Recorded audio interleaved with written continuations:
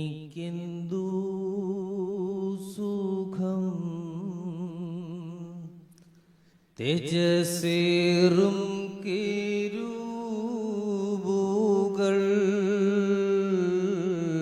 ഉള്ളിലെനിക്കെന്തു സുഖം തേജസ്സേറും കേരൂബുകൾ കൂടാരത്തിനകത്തുണ്ട് ഷെക്കീനായും ഉണ്ട് കഷ്ടനഷ്ടമേറി വന്നാൽ ഭാഗ്യവാനായി തീരുന്നു ഞാൻ. കഷ്ടനഷ്ടമേറി വന്നാൽ ഭാഗ്യവാനായി തീരുന്നു ഞാൻ. കഷ്ടമേറ്റ കർത്താവോട് കൂട്ടാളിയായി തീരുന്നു ഞാൻ. കഷ്ടമേറ്റ കർത്താവോട് കൂട്ടാളിയായി. ദൈവതിരുനാമം മഹത്വപ്പെടട്ടെ. അഭിമന്യ തിരുമനസ്സുകൊണ്ട് ആദരണീയരായ വൈദിക ശ്രേഷ്ഠരെ, കർത്താവിൽ പ്രിയമുള്ളവരെ, പരിശുദ്ധമായ ഈ പരിമലയുടെ മണ്ണിൽ പരിശുദ്ധ റൂഹായ്ക്ക് വേണ്ടിയുള്ള കാത്തിരിപ്പിൻ്റെ അനുഗ്രഹീതമായ ദിവസങ്ങളാണല്ലോ ഇത്. ജീവിതത്തിൽ നാം എല്ലാവരും കാത്തിരിക്കുന്നവരാണ്. കാത്തിരിക്കാത്തവരായി ആരും തന്നെയില്ല. എന്തിനു വേണ്ടിയാണ് നാം കാത്തിരിക്കുന്നത്? നമുക്ക് പ്രിയപ്പെട്ടവയ്ക്ക് വേണ്ടിയാണ് നമ്മൾ കാത്തിരിക്കുന്നത്. ദൂരദേശത്തേക്ക് പോയ ഭർത്താവിന് വേണ്ടി ഭാര്യ കാത്തിരിക്കും. പഠിക്കുവാൻ പോയ മക്കൾക്ക് വേണ്ടി മാതാപിതാക്കൾ കാത്തിരിക്കും. വേനലങ്ങ് പെരുകി കഴിയുമ്പോൾ മഴയ്ക്ക് വേണ്ടി നമ്മൾ കാത്തിരിക്കും. കാത്തിരിക്കുന്നത് നമ്മുടെ അടുത്തേക്ക് വരുമ്പോൾ നമുക്ക് ഉള്ളു നിറയെ വലിയ സന്തോഷമാണ്. എന്നാൽ ഈ കാത്തിരുന്ന കാര്യങ്ങളെക്കാളൊക്കെ വലുതായ കാര്യമാണ് പൊന്നുതമ്പുരാൻ നമ്മളെ ഭരമേൽപ്പിച്ചിരിക്കുന്ന ഈ പരിശുദ്ധാത്മദാനം. അനുദിന ജീവിതത്തിൽ നമുക്ക് മുമ്പോട്ട് പോകുവാൻ ഈ നാവിഗേഷൻ നമുക്ക് ആവശ്യമാണ്. എന്താണ് പരിശുദ്ധാത്മാവ് എന്ന ചോദ്യത്തിന്റെ ഏറ്റവും ലളിതവും ആഴമാർന്നതുമായ ഉത്തരം ജീസസ് ഇൻ അബണ്ടൻസ്. സമൃദ്ധമായ യേശുക്രിസ്തു അനുഭവത്തിന്റെ പേരാണ് പരിശുദ്ധാത്മാവ്. യേശുക്രിസ്തു എന്ന വാക്ക് നാം ഉച്ചരിക്കുമ്പോൾ, ആ ഓർമ്മ നമ്മളിലേക്ക് വരുമ്പോൾ, ആ അനുഭവത്തിൽ നാം ആകുമ്പോൾ തന്നെ നമ്മുടെ ജീവിതത്തിന്റെ എല്ലാ കാർമേഘങ്ങളും അകന്നു പോവുകയാണ്. എന്നാൽ പലപ്പോഴും അതിൽ നിന്നും നമ്മൾ അകലെയായി തീരുന്നു. നമ്മുടെ കണക്ഷൻ വിട്ടുപോകുന്നു. ഒരിക്കൽ ബസ് യാത്ര ചെയ്ത ഒരു സുഹൃത്ത് പറയുകയായിരുന്നു, ജീവിതത്തിന്റെ വലിയ പ്രതിസന്ധികളിലും പ്രയാസങ്ങളിലും ഒറ്റപ്പെട്ട് ഒരു ബസ്സിൽ അയാൾ ഇങ്ങനെ യാത്ര ചെയ്യുമ്പോൾ ഒരു തെരുവിൽ ബസ് സ്റ്റോപ്പിന് സമീപം 2 മിനിറ്റ് സമയം അത് നിർത്തിയ അവസരത്തിൽ ഒരു വെള്ള ഉടുപ്പും വെള്ളമുണ്ടും ധരിച്ച ഒരു മനുഷ്യൻ ഒരു മൈക്കിൽ ഇങ്ങനെ സുവിശേഷ പ്രസംഗം നടത്തുകയാണ്. ആരും അദ്ദേഹത്തെ ശ്രദ്ധിക്കുന്നില്ല. ആരും ശ്രദ്ധിക്കാതിരിക്കുന്നത് അദ്ദേഹത്തിന്റെ സുവിശേഷം പറയുന്നതിന് ഒരു തടസ്സവുമല്ല. ആ മനുഷ്യൻ ഉറക്കെ വിളിച്ചു പറയുകയാണ്, യേശു നിന്നെ സ്നേഹിക്കുന്നു, യേശു നിന്നെ സ്നേഹിക്കുന്നു. മരുഭൂമിയിൽ വിളിച്ചു പറയുന്നവന്റെ ശബ്ദം പോലെ ഈ ബസിന്റെ സൈഡ് സീറ്റിൽ എല്ലാ ജീവിതാനുഭവങ്ങളാലും ഉലഞ്ഞിരിക്കുന്ന ഈ മനുഷ്യന്റെ ചെവിയിലേക്ക്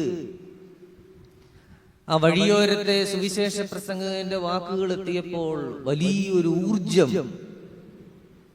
ജീവിക്കാനുള്ള ഒരു പ്രേരണ. അഭിവന്ദ്യ തിരുമനസ് ആമുഖത്തിൽ നമ്മളെ ഓർമ്മിപ്പിച്ചതുപോലെ, ഞാൻ ആരുമില്ലാത്തവനല്ല എന്ന ഒരു വലിയ ബോധ്യം ആ മനുഷ്യന്റെ ഉള്ളിലേക്ക് നിറയുകയും പ്രത്യാശയോടെ മുമ്പോട്ട് പോവുകയും ചെയ്തു. അപ്പോൾ സുവിശേഷം എത്ര പേർ കേൾക്കുന്നു എന്നുള്ളതിലല്ല, അത് ആവശ്യമായ കാതിൽ അത് വീഴേണ്ട സമയത്ത് വീഴുന്നു എന്നുള്ളതാണ് ദൈവാത്മാവിന്റെ പ്രവർത്തനം. അനുഗ്രഹീതമായി ഈ സമയത്ത് രാജാക്കന്മാരുടെ 2-ാം പുസ്തകം 5-ാം അധ്യായം 13-ാമത്തെ വാക്യം നിങ്ങളുടെ ശ്രദ്ധയിലേക്ക് ഒന്ന് കൊണ്ടുവരികയാണ്. രാജാക്കന്മാരുടെ 2-ാം പുസ്തകം 5-ാം അധ്യായം 13-ാമത്തെ വാക്യം അതിപ്രകാരമാണ്: എന്നാൽ അവന്റെ ഭൃത്യന്മാർ അടുത്തു വന്ന് അവനോട്, അവൻ എന്ന് പറയുമ്പോൾ രാജാക്കന്മാരുടെ 2-ാം പുസ്തകം 5-ാം അധ്യായത്തിൽ പറഞ്ഞിരിക്കുന്ന നയമാൻ എന്ന ഒരു സേനാപതി, അവന്റെ ഭൃത്യന്മാർ അടുത്ത് വന്ന് അവനോട്, പിതാവേ, പ്രവാചകൻ വലിയൊരു കാര്യം നിന്നോട് കൽപ്പിച്ചിരുന്നെങ്കിൽ നീ ചെയ്യാതെ ഇരിക്കുമോ? പിന്നെ അവൻ കുളിച്ച് ശുദ്ധനാക എന്ന് നിന്നോട് പറഞ്ഞാൽ എത്രയധികം എന്ന് പറഞ്ഞു. പ്രവാചകൻ എന്ന് പറയുന്നത് എലീശ പ്രവാചകൻ. രാജാക്കന്മാരുടെ 2-ാം പുസ്തകം 5-ാം അധ്യായം തുടക്കത്തിൽ നമ്മൾ കാണുന്നു, ആരാം രാജാവിന്റെ സേനാപതിയായ നയമാൻ.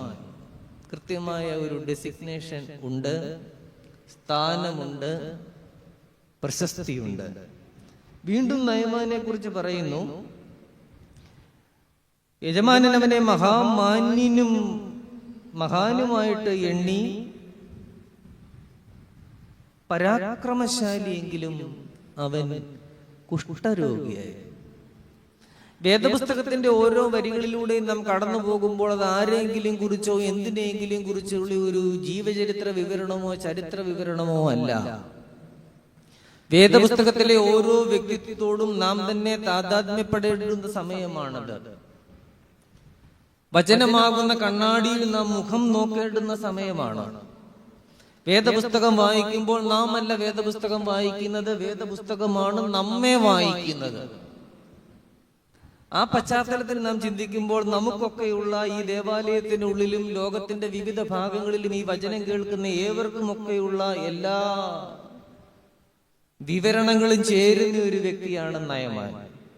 അതിലേറ്റവും ശ്രദ്ധേയമായിട്ടുള്ളത് നയമാൻ പരാക്രമശാലിയെങ്കിലും കുഷ്ഠരോഗിയായിരുന്നു എന്നുള്ളതാണ്.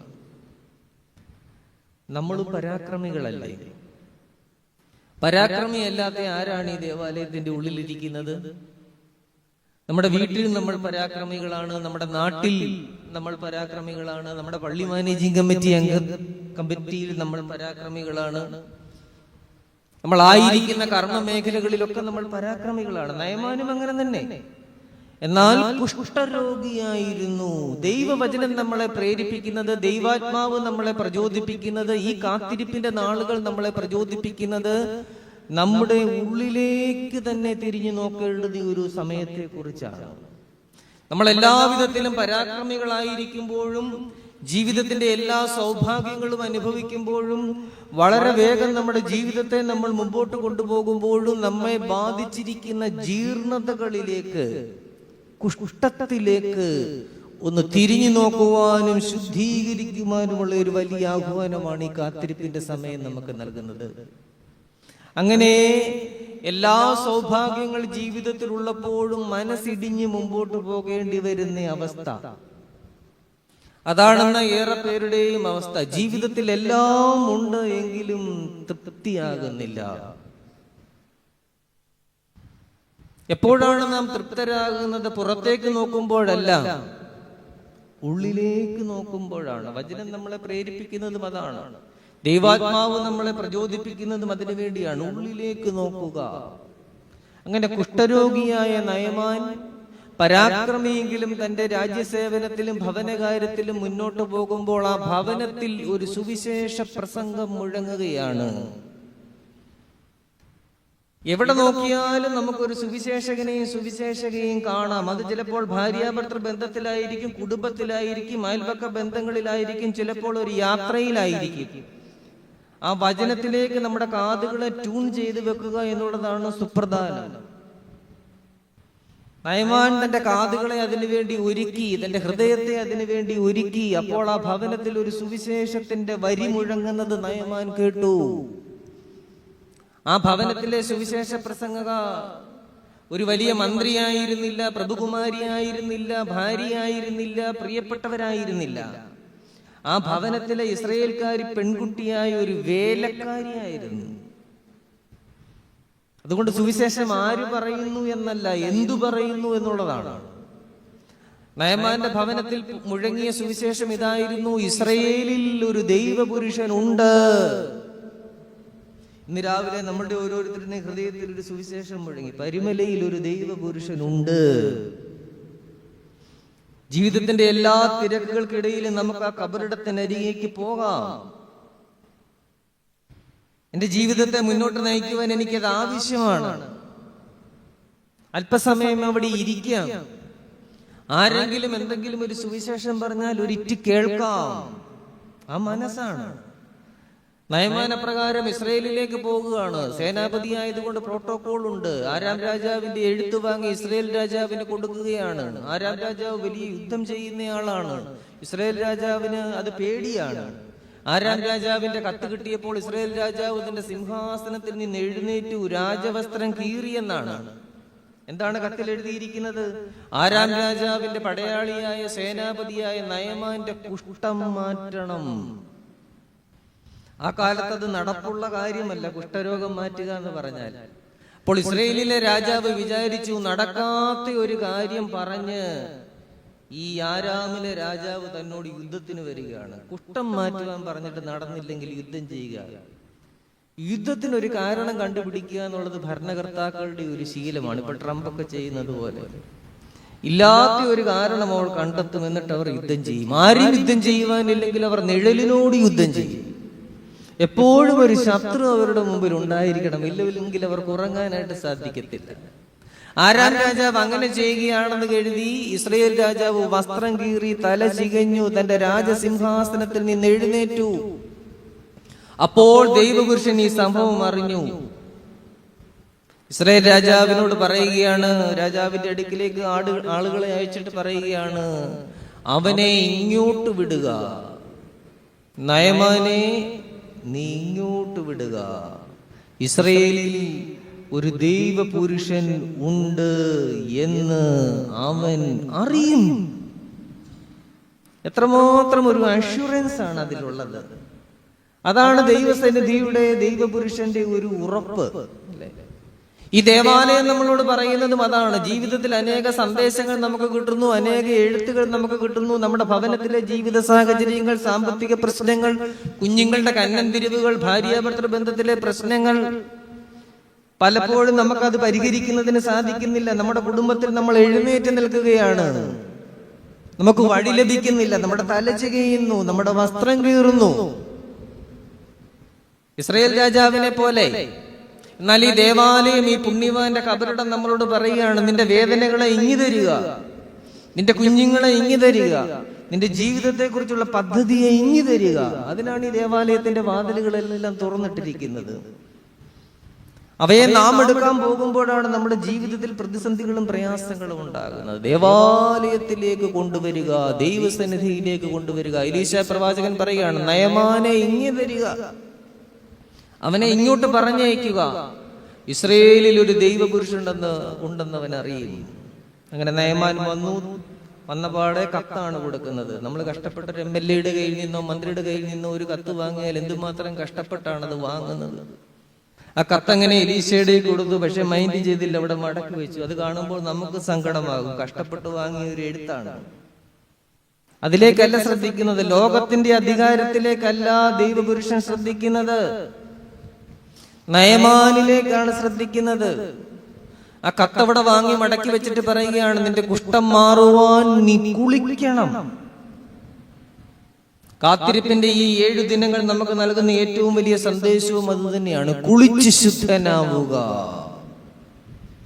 കുളിച്ച് ശുദ്ധയാവുക. അനുഗ്രഹീതമായ ദിനത്തിലെ പ്രധാന സന്ദേശവും അത് തന്നെയാണ്. ഒന്ന് കുളിക്കണം. എലീശ നയമാനോട് പറയുകയാണ്, നിന്റെ കുഷ്ഠം മാറുവാൻ നീ യോർദാൻ നദിയിൽ 7 പ്രാവശ്യം മുങ്ങണം. അത് രണ്ടാമത്തെ സുവിശേഷമാണ്. ആദ്യത്തെ സുവിശേഷം ഇസ്രായേൽക്കാരി പെൺകുട്ടി പറഞ്ഞു, രണ്ടാമത്തെ സുവിശേഷം എലീശ പറയുകയാണ്. സുവിശേഷം കേൾക്കുമ്പോൾ നമുക്കുണ്ടാകുന്നത് നിറവാണെങ്കിൽ, ഇവിടെ നാം കാണുന്നു എലീശായുടെ ഈ വാക്ക് കേട്ടപ്പോൾ നയമാന് ഈർഷ്യയുണ്ടായി.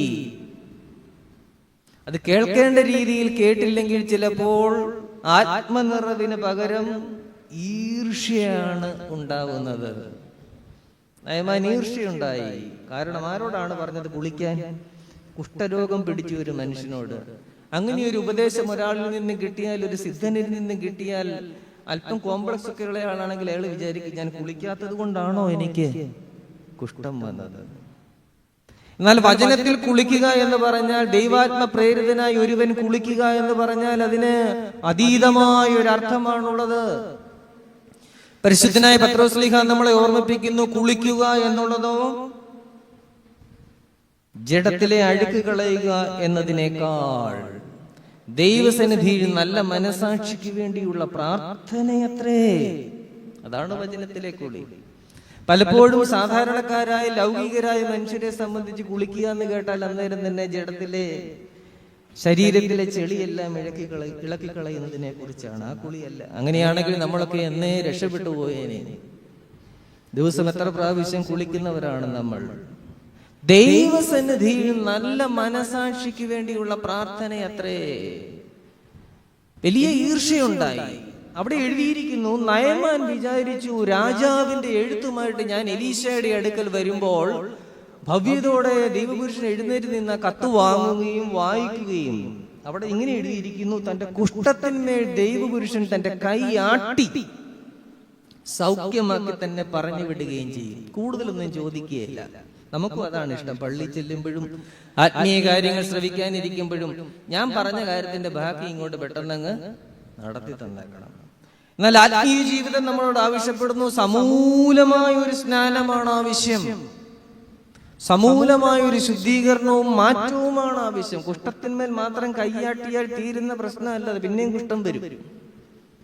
ആകമാനമായ ഒരു മുങ്ങിക്കുളി, സ്നാനം ആവശ്യമാണ്. നീ യോർദാനിലേക്ക് പോകണം. ഇത് കേട്ടപ്പോൾ ഈർഷ്യയോടെ നയമാൻ തിരികെ പോകാൻ ഒരുങ്ങി. എന്റെ 6-ാം രാജ്യത്ത് കുളവും നദികളും ഇല്ലാഞ്ഞിട്ടാണോ ഈ ദൈവപുരുഷൻ കുളിക്കാൻ പറയുന്നത്? അപ്പോൾ അതാ 3-ാമത്തെ സുവിശേഷ സംഘം കടന്നു വരികയാണ്. അതാരാണ്? നയമാന്റെ വേലക്കാർ. യജമാനേക്കാൾ ബോധമുള്ള വേലക്കാർ.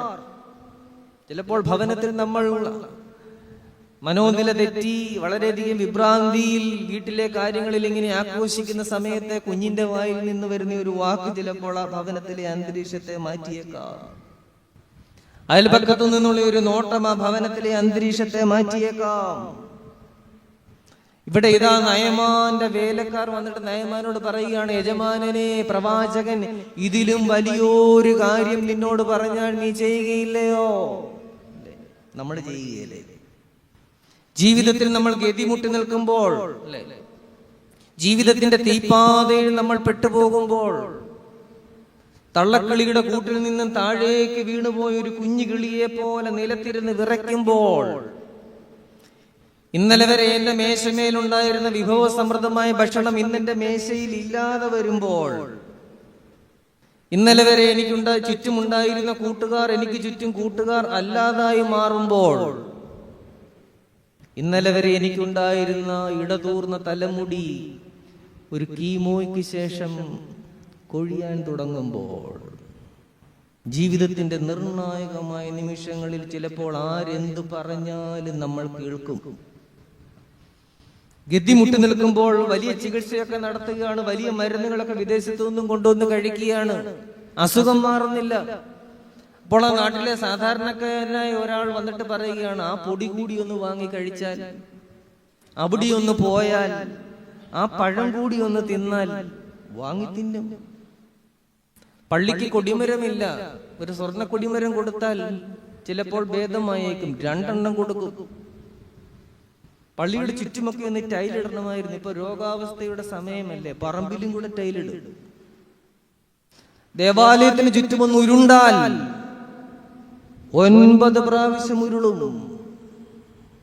ജീവിതത്തിൽ ഗതിമുട്ടി നിൽക്കുന്ന നിമിഷങ്ങളിൽ നാമം മാത്രമായിരിക്കുമ്പോൾ, എങ്ങോട്ട് തിരിയണമെന്ന നാവിഗേഷന്റെ കണക്ഷൻ നമുക്ക് നഷ്ടപ്പെട്ടു കഴിയുമ്പോൾ, ആ സമയത്ത് നയമാന്റെ വേലക്കാർ അവർ സുവിശേഷവാഹകരായി മാറുകയാണ്. ഗുണം വരണമെന്ന് ആഗ്രഹിക്കുന്ന വേലക്കാർ, യജമാനനേക്കാൾ ബോധമുള്ള വേലക്കാർ, അവർ നയമാന്റെ അടുത്ത് വന്ന് പറയുകയാണ്, യജമാനനെ, പ്രവാചകൻ ഇതൊന്നും പറഞ്ഞില്ലല്ലോ, വലിയ കാര്യങ്ങളൊന്നും നിന്നോട് പറഞ്ഞില്ലല്ലോ, ഒന്ന് കുളിക്കാനല്ലേ പറഞ്ഞത്, ഇതിലും വലുത് പറഞ്ഞാൽ നീ ചെയ്യുമായിരുന്നല്ലോ, എങ്കിൽ ഒന്ന് കുളിക്കുവാൻ പറഞ്ഞാൽ എത്രയധികം. ആ സുവിശേഷം നയമാൻ കേട്ടു, യോർദാനിൽ മുങ്ങി എന്നാണ്. വേദപുസ്തകത്തിൽ ആകമാനം ഇങ്ങനെ ഒരു യോർദാൻ ഒഴുകുന്നുണ്ട് കേട്ടോ. അത് പുതിയ നിയമത്തിൽ പൊട്ടിപ്പുറപ്പെടുന്ന ഒരു നദിയല്ല. പലപ്പോഴും പലരും വിചാരിച്ചിരിക്കുന്നത് യോർദാൻ തുടങ്ങുന്നത് പുതിയ നിയമത്തിൽ നിന്നാണ് എന്നാണ്. അല്ല, യോർദാൻ പഴയ നിയമത്തിൽ നിന്ന് തന്നെ പൊട്ടിപ്പുറപ്പെടുന്ന ഒരു നദിയാണ്.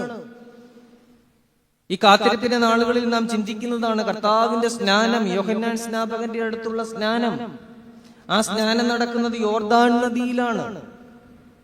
മനുഷ്യവർഗത്തിന്റെ കുഷ്ഠത്തെ മാറ്റുവാൻ, ജീർണതയെ മാറ്റുവാൻ പൊന്നു തമ്പുരാൻ യോർദാനിൽ മുങ്ങിയെങ്കിൽ, യേശു തമ്പുരാൻ മുങ്ങുന്നതിന് മുമ്പേ നയമാൻ യോർദാനിൽ മുങ്ങിയിരുന്നു തന്റെ കുഷ്ഠം മാറ്റാൻ. അതൊരു നിഴലാണ്. അത് പഴയ നിയമത്തിലെ ഒരു നിഴലാണ്. ആ പൊരുളിലേക്കാണ് പുതിയ നിയമം യോഹന്നാന്റെ സ്നാന സമയത്ത് കർത്താവിനെ കൊണ്ടുവരുന്നത്. കർത്താവ് സ്നാനത്തിനായി വരുമ്പോൾ യോഹന്നാൻ എങ്ങനെ അറിയും സ്നാനം? ജസ്റ്റിൻ മാർട്ടിർ എന്ന് പറയുന്ന ഒരു പിതാവ് എഴുതിയിരിക്കുന്നു, കർത്താവായ യേശുക്രിസ്തു യോർദാൻ നദിയിൽ സ്നാനമേൽക്കുവാൻ യോഹന്നാൻ സ്നാപകന്റെ അടുത്തേക്ക് വരികയാണ്. യോഹന്നാൻ സ്നാപകൻ അനേകർക്ക് സ്നാനം നൽകുകയാണ്. എന്ത് സ്നാനം? മാനസാന്തര സ്നാനം. നമ്മുടെ കർത്താവിന് എന്താണ് മാനസാന്തര സ്നാനത്തിന്റെ ആവശ്യകത? കർത്താവിന് എന്ത് മാനസാന്തരം? കർത്താവിന് എന്ത് പാപമോചനം? സകല മനുഷ്യവർഗത്തിന്റെയും പ്രപഞ്ചത്തിന്റെയും കുറവുകളെ എടുക്കുവാൻ അവൻ ഭൂമിയിലേക്ക് വന്നിരിക്കൊണ്ട് അവൻ ആ സ്നാനം ആവശ്യമാണ്. പ്രവചനങ്ങളുടെ നിവൃത്തീകരണത്തിനായി അവൻ ആ സ്നാനം ആവശ്യമാണ്. അതുകൊണ്ട് അവൻ യോർദാനിൽ യോഹന്നാൻ സ്നാപകന്റെ അടുക്കിലേക്ക് വന്നു. ജസ്റ്റിൻ മാർട്ടിർ എന്ന പിതാവ് എഴുതുന്നു, കർത്താവ് യോർദാൻ നദിയിലേക്ക് സ്നാനം സ്വീകരിക്കുവാനായി വന്നപ്പോൾ അവന്റെ നഗ്നപാദങ്ങൾ യോർദാനിലെ വെള്ളത്തിൽ തൊട്ടപ്പോൾ യോഹന്നാൻ സ്നാപകൻ അത് അറിഞ്ഞു. എങ്ങനെ അറിഞ്ഞു എന്ന് ആ പിതാവ് എഴുതുന്നു, കർത്താവിന്റെ പാദങ്ങൾ യോർദാനിൽ തൊട്ടപ്പോൾ യോർദാനിലെ ജലം തിളച്ചു, ജലം ഊഷ്മളമായി. അതുകൊണ്ടാണ് മാമോദീസ ശുശ്രൂഷയിൽ നമ്മൾ ഊഷ്മള ജലം, ചൂടുവെള്ളവും തണുത്ത വെള്ളവും ചേർത്ത ജലം ഉപയോഗിക്കുന്നത്.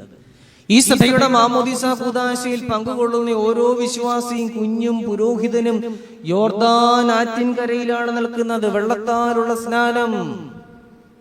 രണ്ടാമത് ആത്മാവിലുള്ള സ്നാനം. പരിശുദ്ധ റൂഹായുടെ അഭിഷേക തൈലമായി വിശുദ്ധ മൂറോൻ കുഞ്ഞിന്റെ ശരീരം ആസകലം പുരട്ടുകയാണ്. കഴിഞ്ഞ വലിയ നോമ്പിൽ ദേവലോകത്ത് മൂറോൻ കൂദാശ നടന്നു. വിശുദ്ധ മൂറോൻ കൂദാശ. വിശുദ്ധ മൂറോന്റെ സൗരഭ്യത്താൽ സഭയാസകലം നിറയുന്ന ഒരു സമയമാണത്.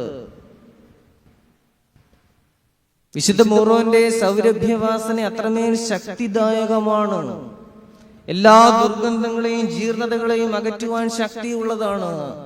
ആ സുഗന്ധ തൈലത്താൽ മാമോദീസ സ്വീകരിക്കുന്ന കുഞ്ഞിനെ ആസകലം പുരോഹിതൻ പൊതിയുകയാണ്, വലിയൊരു ആവരണമായി. അങ്ങനെ പൊതിയപ്പെട്ട വിശ്വാസികളുടെ സമൂഹമാണ് ഈ ദേവാലയത്തിന്റെ ഉള്ളിൽ നിൽക്കുന്നത്. അതുകൊണ്ട് ലഭിക്കുവാനുള്ളത് നമുക്ക് വളരെ നേരത്തെ ലഭിച്ചു കഴിഞ്ഞു.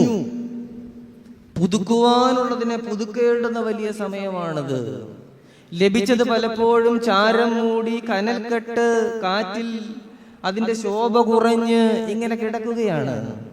അതിനെ ജ്വലിപ്പിച്ചെടുക്കുവാനുള്ള കാത്തിരിപ്പിന്റെ നാളുകളാണ് ഈ നാളുകൾ. യോർദാൻ നദിയിൽ 7 പ്രാവശ്യം നയമാൻ മുങ്ങി. ആത്മീയതയിൽ ആവർത്തനത്തിന് വലിയ ശക്തിയുണ്ട്. ഓരോ പ്രാവശ്യം അനുഷ്ഠിക്കുമ്പോഴും ബലപ്പെടുകയാണ്. എരിഹോ മതിൽ വീഴുവാൻ 7 പ്രാവശ്യം അതിനെ വലം വെക്കണമെന്ന്.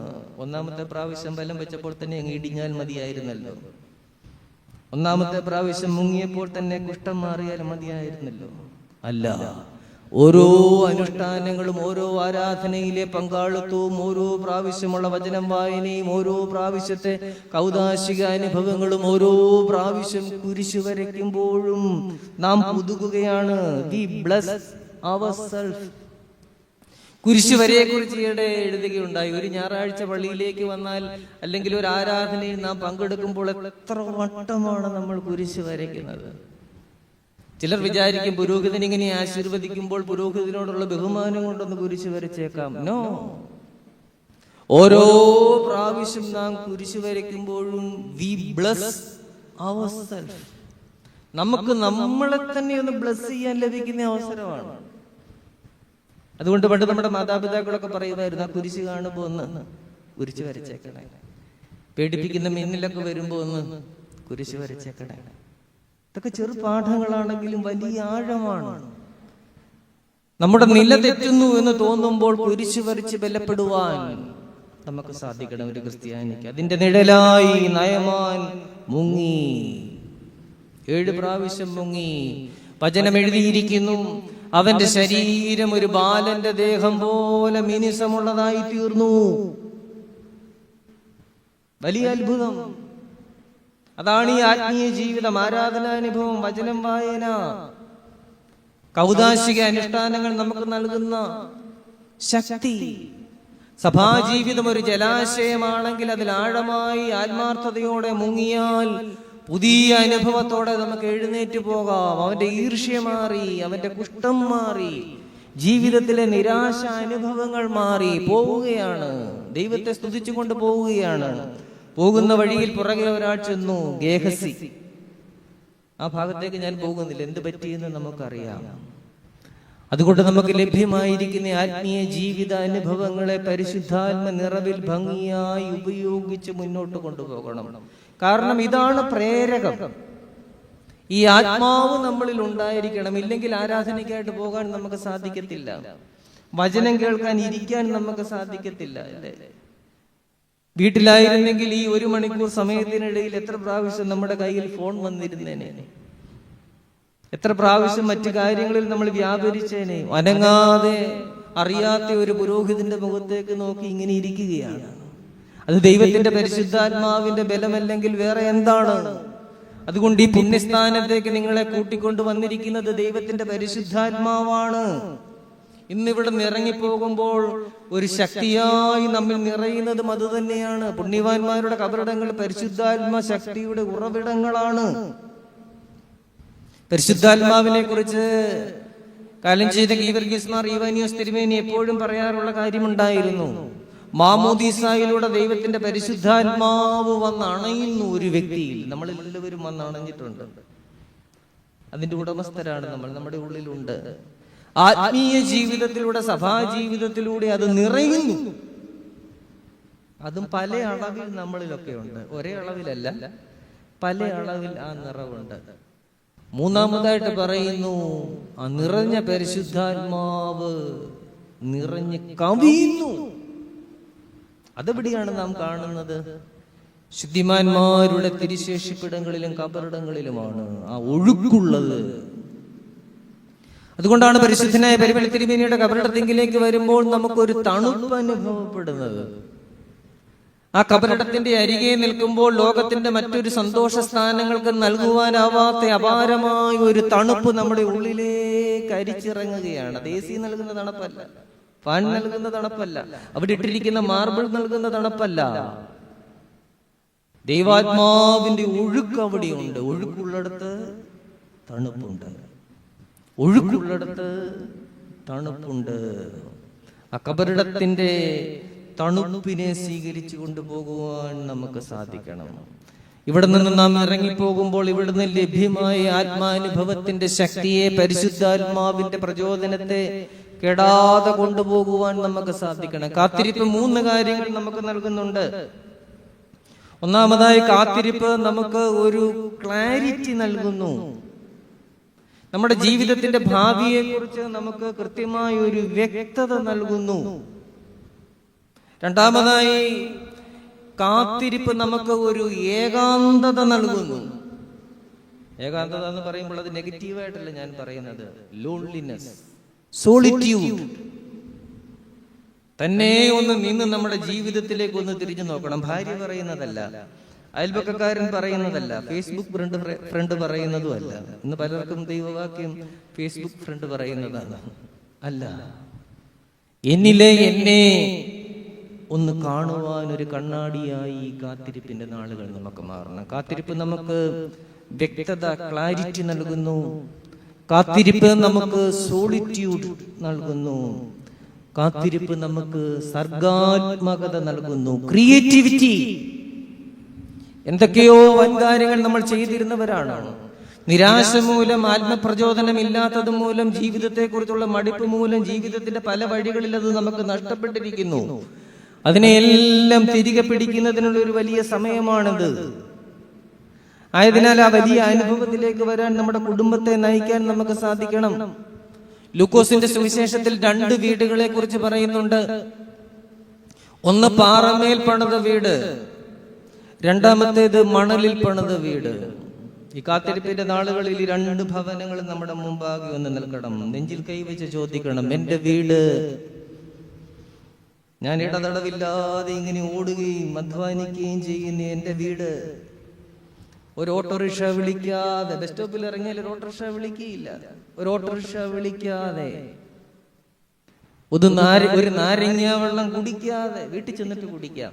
എന്തിനാ വെറുതെ 50 രൂപ?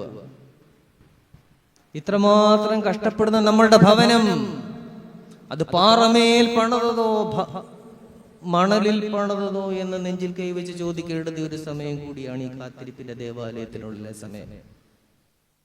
ലൂക്കോസ് സുവിശേഷകൻ എഴുതുന്നു, 2 വീടുകൾ ഉണ്ടായിരുന്നു. അതിനു മുമ്പ് ലൂക്കോസ് സുവിശേഷകൻ എഴുതുന്നുണ്ട്, നിങ്ങൾ കർത്താവേ കർത്താവേ എന്ന് വിളിക്കുകയും ഞാൻ പറയുന്നത് ചെയ്യാതിരിക്കുകയും ചെയ്യുന്നത് എന്ത്? നിങ്ങൾ എന്റെ വചനം കേൾക്കുവീൻ.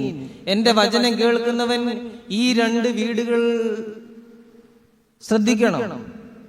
കർത്താവിന്റെ വചനം കേൾക്കുന്നവൻ ഈ 2 വീടുകളെ ശ്രദ്ധിക്കണം. വചനം കേൾക്കുന്നവൻ ഇങ്ങനെയുള്ള വീട് പോലെയാകുന്നു എന്ന് പറഞ്ഞിട്ട് സുവിശേഷകൻ അവിടെ എഴുതുകയാണ് കർത്താവിന്റെ വാക്കുകൾ. അവൻ പാറമേൽ വീട് പണിതവനെ പോലെ ആയിരിക്കും. നമ്മുടെ വീട് എവിടെയാണ് നമ്മൾ പണിയുന്നത്? അവിടെ സുവിശേഷകൻ എഴുതുന്നു,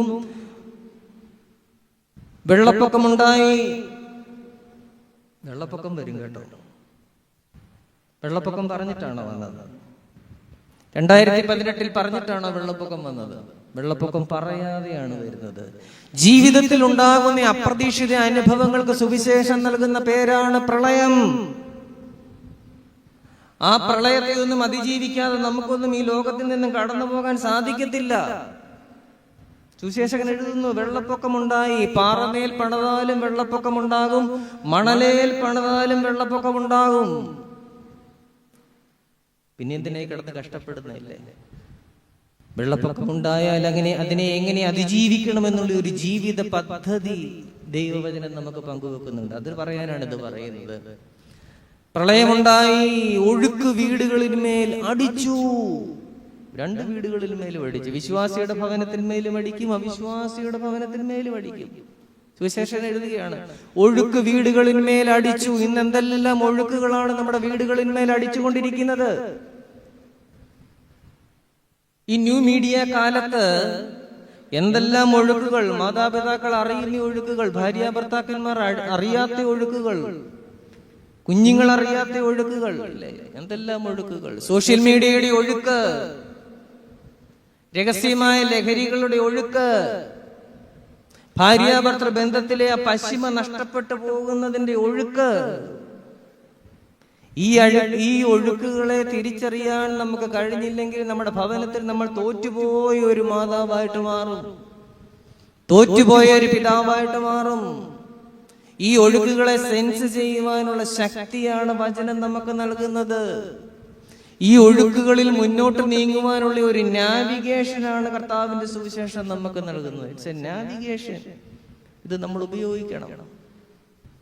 സോഷ്യൽ മീഡിയയുടെ ഒഴുക്കുകൾ എന്തുമാത്രമാണ്. അതിലൂടെ ആരെയും നമുക്ക് അപമാനിക്കാം. കൃത്യമായ ഒരു നറേഷൻ ഉണ്ടെങ്കിൽ നമ്മുടെ ലക്ഷ്യത്തിലേക്ക് നമുക്ക് ചെല്ലാം. ആ ഒഴുക്കുകളെ തിരിച്ചറിയണം.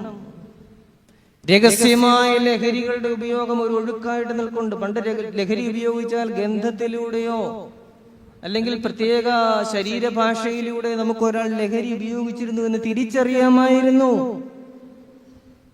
എന്നാൽ ഇന്ന് മണത്തിലല്ല, ഇന്ന് ഗുണത്തിലാണ് കാര്യം. അടിച്ചവൻ അക്രമം നടത്തി കഴിയുമ്പോഴായിരിക്കും അവൻ ലഹരിയിലാണെന്ന് നമ്മൾ അറിയുന്നത്. ഭാര്യാഭർത്തൃ ബന്ധത്തിലെ പശിമ നഷ്ടപ്പെട്ടു പോകുന്ന ഒഴുക്ക്, മൂന്നാമത്തെ ഒഴുക്ക് അല്ലേ. പലരും ഭവനത്തിൽ ഇങ്ങനെ ഒരുമിച്ച് താമസിക്കുന്നേ ഉള്ളൂ. 30-40 വർഷമൊക്കെ കഴിയുമ്പോൾ സംസാരങ്ങൾ പോലും ഇല്ല. സംസാരിക്കാനാണ് ഭാര്യയ്ക്ക് തമിഴ് ഭാഷയിൽ സംസാരം എന്ന് പേരിട്ടിരിക്കുന്നത്. തമിഴിൽ ഭാര്യ എന്ന് പറഞ്ഞ സംസാരം എന്നാണ്. സംസാരങ്ങളെ കുറയുന്നു, മൂളലുകൾ മാത്രമായിട്ട് തീരുന്നു, വിവാഹമോചനങ്ങൾ പെരുകുന്നു. ഭാര്യാഭർത്തൃ ബന്ധത്തിലെ ആ ദൃഢത, അടുപ്പം, പശിമ നഷ്ടപ്പെടുന്നു. വീട്ടിന്റെ ഉള്ളിലെ ഫ്രിഡ്ജിലെ ഫ്രീസറിൽ കൈയിട്ടതുപോലെ ഒരു ശീതാവസ്ഥ ഭാര്യാഭർത്തൃ ബന്ധങ്ങളിലേക്ക് കാണക്കാണ കടന്നു വരുന്നു. എന്നാൽ ആത്മാവ് ഊഷ്മളത നൽകുന്നു, പരിശുദ്ധാത്മാവ് ചൂട് നൽകുന്നു, പരിശുദ്ധാത്മാവ് ഭാഷകളെ ഒന്നാക്കി തീർക്കുന്നു. ഇന്ന് പലപ്പോഴും അപ്പൻ പറയുന്നത് അമ്മയ്ക്ക് മനസ്സിലാകുന്നില്ല, മാതാപിതാക്കൾ പറയുന്നത് കുഞ്ഞുങ്ങൾക്ക് മനസ്സിലാകുന്ന പല ഭവനങ്ങളിലും ബാബേലായി തീരുന്നു. പല ഭവനങ്ങളിലും ഭാഷ കലങ്ങുന്നത് കാരണം ആ കുടുംബം കെട്ടിപ്പൊക്കുവാൻ സാധിക്കുന്നില്ല, പണി നിർത്തിവെക്കേണ്ടി വരുന്നു. പ്ലാനിൽ പറഞ്ഞിരിക്കുന്നതല്ല പലപ്പോഴും പണിയുന്നത്. സുവിശേഷത്തിലെ പാറമേൽ പണിത ഭവനം തല ഉയർത്തി നിന്നു. നോഹ പെട്ടകം പണിതു. ഭൂമിയിലെ സകല ജീവജാതികളിൽ നിന്നും ഈരണ്ടായിട്ട് അതിനെ കയറ്റി.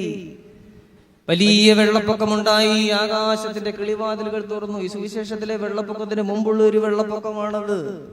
വേദപുസ്തകത്തിൽ വെള്ളപ്പൊക്കം എന്ന് പറഞ്ഞാൽ കയോസ്, നാവിഗേഷൻ നഷ്ടപ്പെടുന്ന അവസ്ഥ, തുഴയാൻ ആളില്ലാത്ത അവസ്ഥ. പക്ഷെ നോഹ പെട്ടകം പണിതു. പ്രാർത്ഥനയാൽ അതിന്റെ അടച്ചുറപ്പുകളെ ബലമുള്ളതാക്കി തീർത്തു. കേറ്റേണ്ടതിനെ അതിനകത്ത് കയറ്റി. പെട്ടകം മുമ്പോട്ട് പോയി. പ്രളയകാലമുണ്ടായി. അവിടെ നാം കാണുന്നു, ഉൽപ്പത്തി പുസ്തകം 8-ാം അധ്യായത്തിൽ 7-ലും 8-ലും നമ്മൾ കാണുന്നു, പ്രളയകാലത്തെ ഒരു അവ്യക്തത അവിടെ ഉണ്ടായിരുന്നു, ലാക്ക് ഓഫ് നാവിഗേഷൻ. പ്രളയകാലത്ത് സകലതും ചത്തുപൊങ്ങി,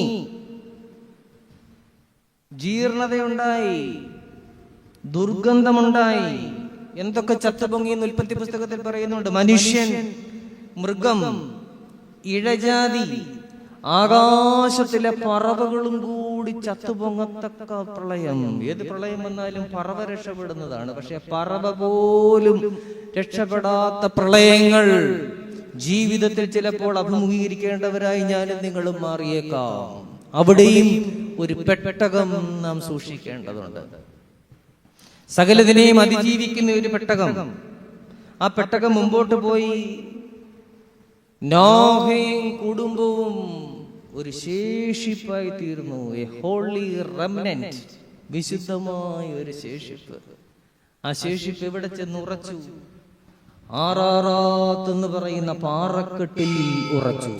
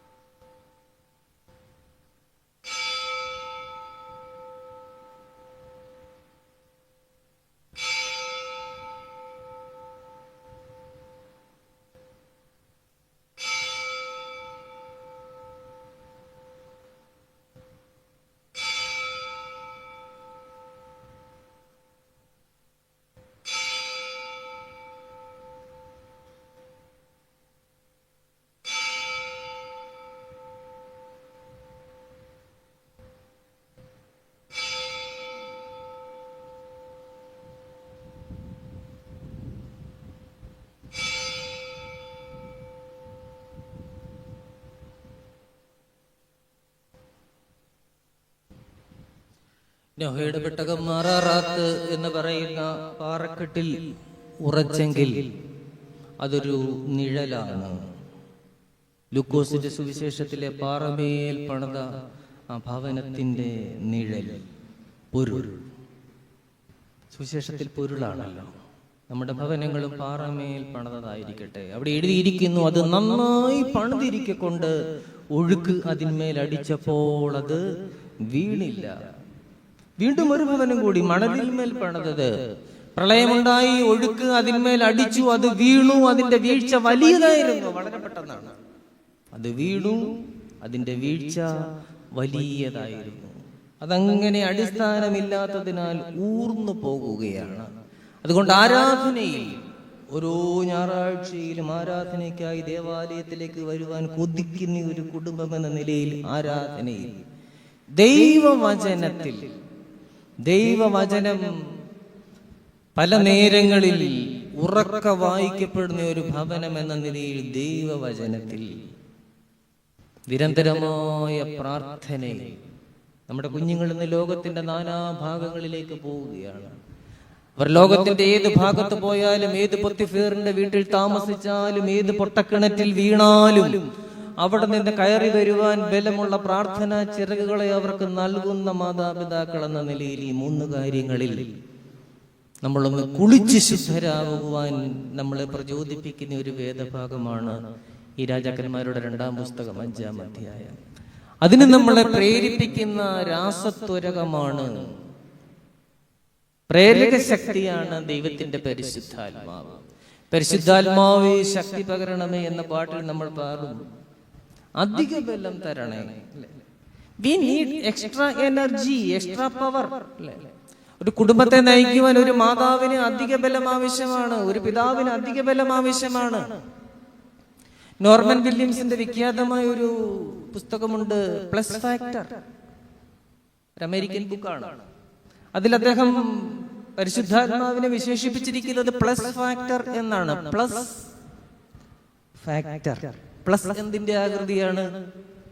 കുരിശിന്റെ ആകൃതിയാണ്. നമ്മുടെ ഭവനത്തിൽ കുരിശിന്റെ ഒരു ഘടകമുണ്ടായിരിക്കണം, കുരിശിന്റെ ഒരു സ്വാധീനം ഉണ്ടായിരിക്കണം, കുരിശിന്റെ ഒരു അംശമുണ്ടായിരിക്കണം.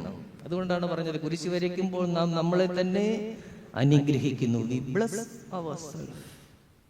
ആ ഭവനത്തിൽ കുരിശിന്റെ ഘടകം ഉണ്ടായി കഴിയുമ്പോൾ, പ്ലസ് ഫാക്ടർ ഉണ്ടായി കഴിയുമ്പോൾ, അതിന്റെ അവസാനം ഒരു വൈ കൂടി കടന്നു വരും.